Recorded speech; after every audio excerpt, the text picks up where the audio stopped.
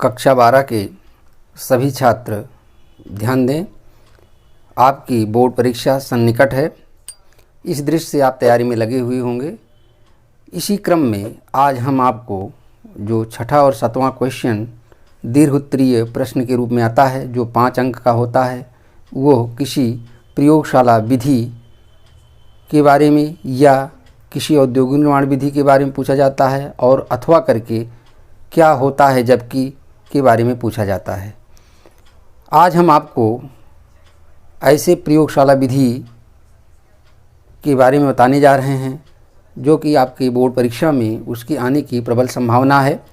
आपके बोर्ड परीक्षा में पूछा गया है, प्रयोगशाला में फार्मिक अम्ल बनाने की विधि का सचित्र वर्णन कीजिए और इससे निर्जल फार्मिक अम्ल कैसे प्राप्त करेंगे, तथा इसके साथ रासायनिक अभिक्रिया भी जोड़ दी जाती है और पूरा दीर्घ उत्तरीय प्रश्न के रूप में 5 अंक में पूछ लिया जाता है।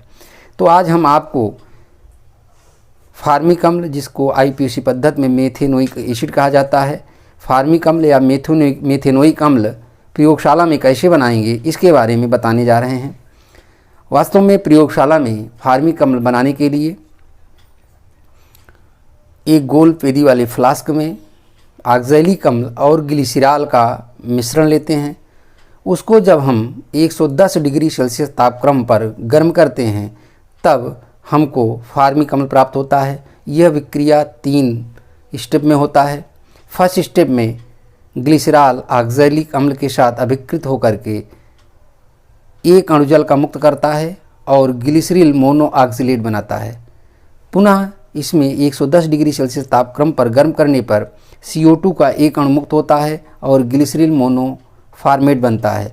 इस ग्लिसरील मोनोफॉर्मेट का जब हम जल अपघटन करते हैं तब हमको फार्मिक अम्ल प्राप्त हो जाता है और ग्लिसरॉल मुक्त हो जाता है।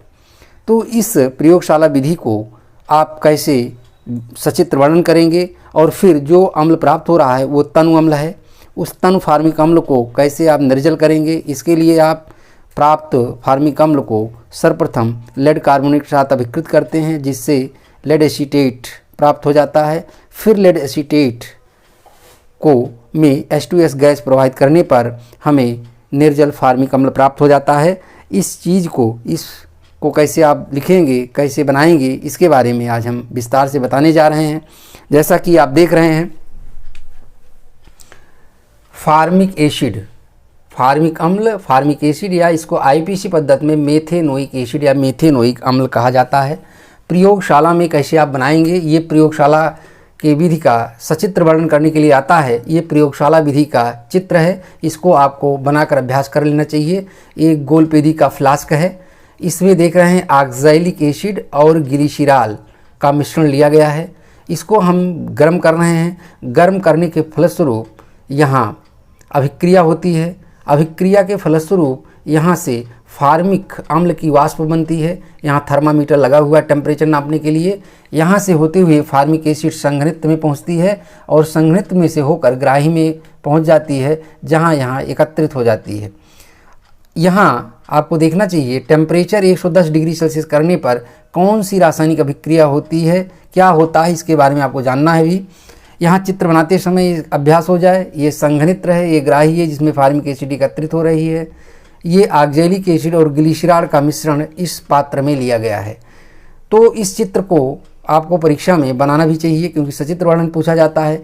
इस अभिक्रिया का रिएक्शन क्या होगा, इसके बारे में आपको मैं बताने जा रहा हूँ। आप ये देख सकते हैं, सबसे पहले आप ये देख सकते हैं कि ये आपका ग्लिसरॉल है। ग्लिसरॉल CH2OH,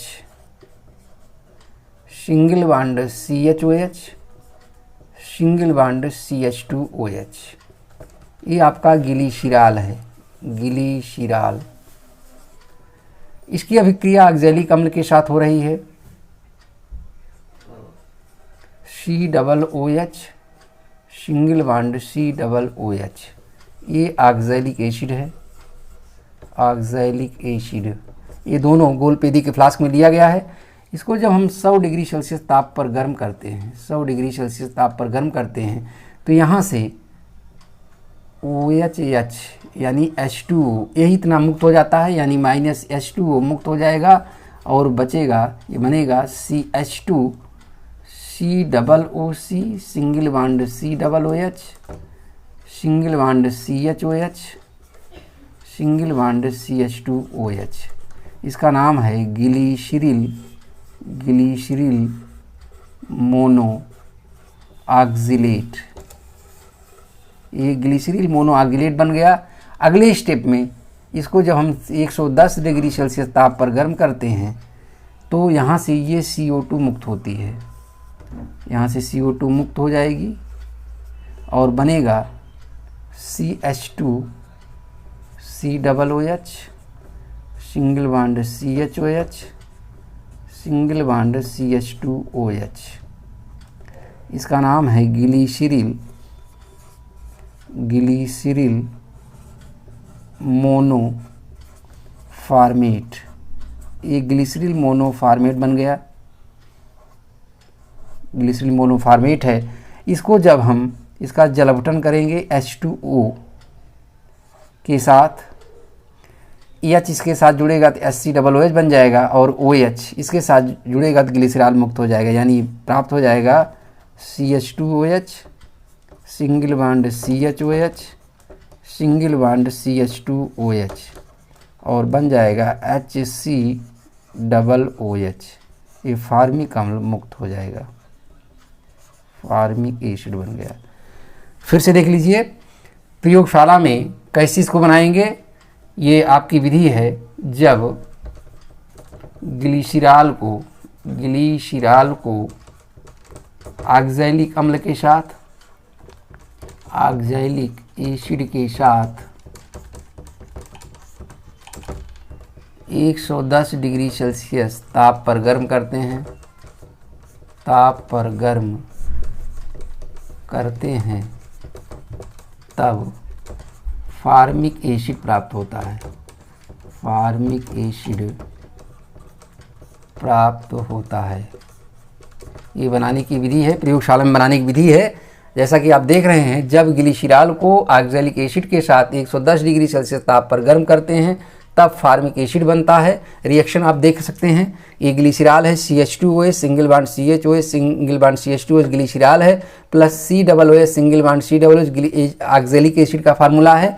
यहाँ 100 डिग्री सेल्सियस तापक्रम पर यहाँ HOH यानी H2O यहाँ से मुक्त हो जा रहा है और जो बच रहा है CH2 COOC single bond COOH single bond CHOH single bond CH2OH, एक ग्लिसरील मोनो ऑक्जिलेट बन रहा है। पुनः जब 110 डिग्री सेल्सियस तापक्रम पर गर्म करेंगे तो यहाँ से ये CO2 मुक्त हो जाएगा, माइनस CO2 बचा क्या, CH2 COOH single bond CHOH single bond CH2OH। ये है ग्लिसरील मोनोफॉर्मेट। इसका जब जलावटन करते हैं H2 के साथ अभिकृत करते हैं तो H इसके साथ जुड़ता है तो HCOOH पृथक हो जाता है, OH इसके साथ जुड़ जाता है, CH2OH single bond CHOH single bond CH2OH बन जाता है, यानी CH2OH single bond CHOH single bond CH2OH। ये ग्लिसरॉल मुक्त हो गया और बन गया HCOOH फार्मिक एसिड। ये फार्मिक एसिड प्रयोगशाला में बनाने की विधि है। यहाँ सर्वप्रथम हम गोलपेदी वाले फ्लास्क में ऑक्सैलिक एसिड और ग्लिसरॉल को ले लेते हैं।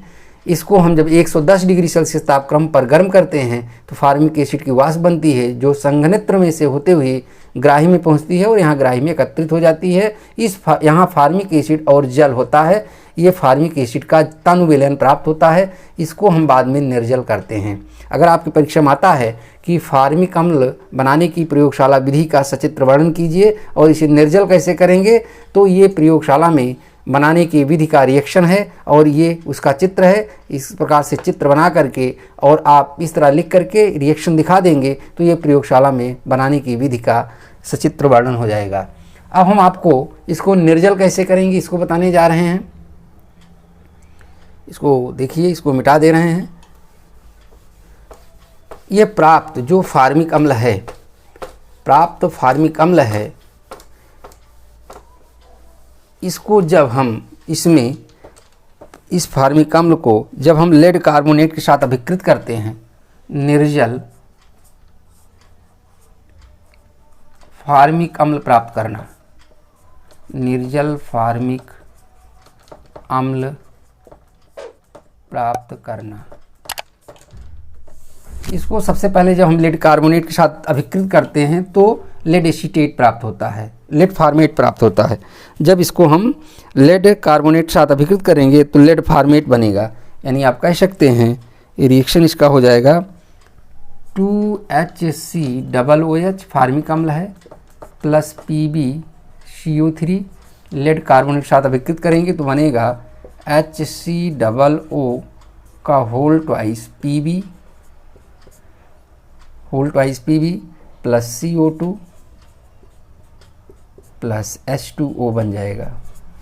यानी जब फार्मिक अम्ल को लेड कार्बन के साथ गर्म करेंगे तब इससे हमको लेड फॉर्मेट बन गया, H2O बन गया और CO2 बन गया। यह लेड एसीटेट जो लेड फॉर्मेट प्राप्त हुआ है, इस लेड फॉर्मेट में ये लेड फॉर्मेट है, लेड फॉर्मेट, इस लेड फॉर्मेट में जब H2S गैस प्रवाहित करेंगे तो बन जाएगा 2HCOOH प्लस PbS, इसका काला अवक्षेप प्राप्त हो जाएगा, काला अवक्षेप प्राप्त हो जाएगा। इसको हम पृथक कर लेंगे और निर्जल फार्मिक अम्ल हमको प्राप्त हो जाएगा। तो इस तरह से प्राप्त जो तनु फार्मिक अम्ल प्राप्त होता है उसको हम निर्जल कर लेते हैं। अगर आपकी परीक्षा में आता है कि प्रयोगशाला में फार्मिक अम्ल बनाने की विधि का सचित्र वर्णन कीजिए और उसको निर्जल कैसे करेंगे, तो इस समीकरण को बता करके आप प्राप्त कर लेंगे, चित्र बना देंगे और निर्जल करना होगा। तो इस तरह से आप फार्मिक अम्ल को लेड कार्बोनेट के साथ अभिकृत करेंगे तो लेड फॉर्मेट प्राप्त होगा। फिर इस लेड फॉर्मेट में H2S गैस प्रवाहित कर देंगे तो शुद्ध फार्मिक अम्ल प्राप्त हो जाएगा और लेड सल्फाइड का काला अवक्षेप प्राप्त होगा, जिसको हम पृथक कर लेंगे। तो ये प्रयोगशाला में फार्मिक अम्ल बनाने की विधि का सचित्र वर्णन हुआ। इसको आप तैयार कर लीजिएगा और इसी के साथ फुल क्वेश्चन के रूप में जब ये आएगा तो इसके साथ कोई ना कोई इसका रासायनिक गुण जरूर लिखना होगा।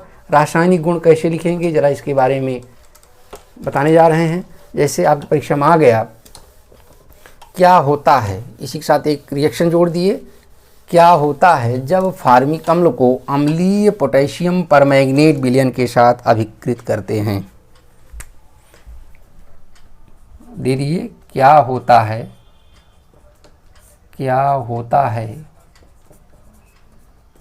जबकि अम्लीय KMnO4 के साथ फार्मिक अम्ल की अभिक्रिया होती है, फार्मिक अम्ल की अभिक्रिया होती है। मान लीजिए रिएक्शन आपकी परीक्षा में इसके सचित्र वर्णन बनाने के साथ आ गया तो आप जान लीजिए इसका रिएक्शन होगा 2KMnO4, ये पोटेशियम परमैंगनेट है, प्लस 3H2SO4 प्लस 5HCOOH। ये फार्मिक अम्ल के साथ अम्लीय माध्यम में पोटेशियम परमैंगनेट की क्रिया हो रही है। इससे बनेगा K2SO4 plus 2MnSO4 plus 8H2O plus 5CO2। ये अगर आता है कि अम्लीय माध्यम में फार्मिक अम्ल की अभिक्रिया हो रही है तो क्या प्राप्त होगा, तो इस रिएक्शन को आप बता सकते हैं। इससे आपका बन रहा है पोटेशियम सल्फेट बन रहा है, मैंगनीज सल्फेट बन रहा है जो रंगहीन होता है, और 8H2O बन रहा है और 5CO2 बन रहा है। ये रिएक्शन आपका है। इसी तरह से दूसरा रिएक्शन पूछा जा सकता है, क्या होता है जब फार्मिक एसिड की अभिक्रिया, फार्मिक एसिड की अभिक्रिया टॉलन अभिकर्मक के साथ होती है, टॉलन अभिकर्मक के साथ होती है। ये रिएक्शन भी इम्पॉर्टेंट है। आप जानते हैं अमोनियमय सिल्वर नाइट्रेट का विलयन टॉलन अभिकर्मक कहलाता है। इसको रिएक्शन लिखते समय हम Ag2O से व्यक्त करते हैं। इसका रिएक्शन हो जाएगा HCOOH, ये फार्मिक एसिड है, HCOOH। टॉलरेंस रिएजेंट को Ag2O से हम लिखते हैं, ये टॉलरेंस रिएजेंट है, टॉलरेंस रिएजेंट जो अमोनियम है सिल्वर नाइट्रेट का विलयन है, इससे प्राप्त हो जाएगा H2O प्लस CO2 और यहाँ रजत दर्पण बन जाएगा 2Ag। ये काला अवक्षेप सिल्वर मिरर बनेगा, सिल्वर मिरर बन जाएगा 2Ag प्लस 2Ag बन गया। HCOOH फार्मिक एसिड है प्लस Ag2O टॉलरेंस रिएजेंट से प्राप्त हुआ, बन गया H2O प्लस CO2 और रजत दर्पण या सिल्वर मिरर काला अवक्षेप प्राप्त हो गया। तो इस तरह से ये रिएक्शन फार्मिक अम्ल देता है। इसी तरह से आपके यहाँ पूछा जा सकता है क्या होता है जब फार्मिक एसिड की अभिक्रिया, फार्मिक एसिड की अभिक्रिया फेहलिंग विलयन के साथ होती है, फेहलिंग विलयन के साथ होती है, विलयन के साथ होती है। ये रिएक्शन भी बहुत इंपॉर्टेंट है, आपको पता है फेहलिंग विलयन दो प्रकार का होता है, फेहलिंग विलयन ए और फेहलिंग विलयन बी। फेहलिंग विलयन ए कॉपर सल्फेट का जलीय विलयन होता है, फेहलिंग विलयन बी ये आपका सोडियम पोटेशियम टार्ट्रेट का क्षारीय विलयन होता है। यहाँ फेहलिंग विलयन फार्मिक एसिड के साथ क्रिया कर रहा है, इससे क्यूप्रस ऑक्साइड का लाल अवक्षेप बनेगा, यानी आप कह सकते हैं HCOOH, ये फार्मिक अम्ल है, HCOOH प्लस 2CuO, ये फेहलिंग विलयन से प्राप्त हो रहा है, फेहलिंग सॉल्यूशन ए और बी से प्राप्त हो रहा है, इससे बन जाएगा Cu2O, क्यूप्रस ऑक्साइड का लाल अवक्षेप बनेगा, रेड प्रेसिपिटेट, क्यूप्रस ऑक्साइड का लाल अवक्षेप प्राप्त हो गया, प्लस CO2 प्लस H2O,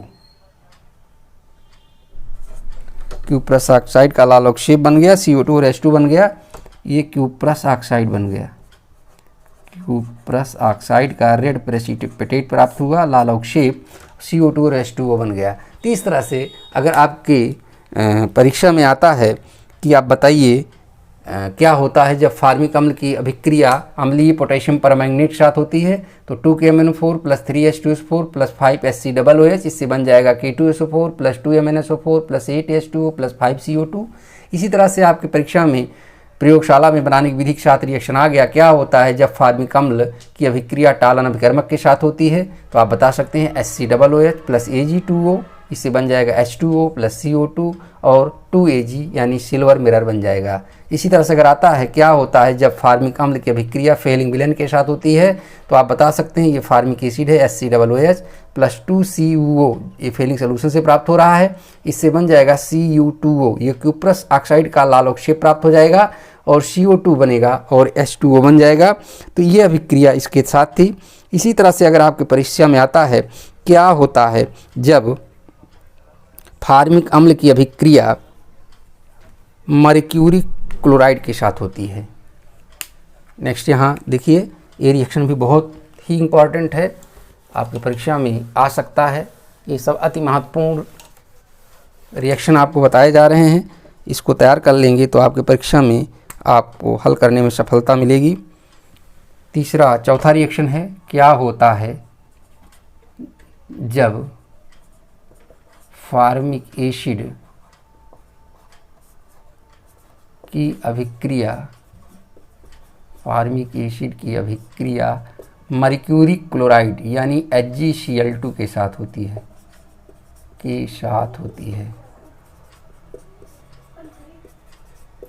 ये रिएक्शन भी बहुत ही इम्पोर्टेंट है, आ सकता है आपकी परीक्षा में, बहुत ही इम्पोर्टेंट रिएक्शन है। देखिए सबसे पहले फार्मिक अम्ल की जब अभिक्रिया होती है HCOOH, क्रिया हो रही है मर्क्यूरी क्लोराइड के साथ HgCl2,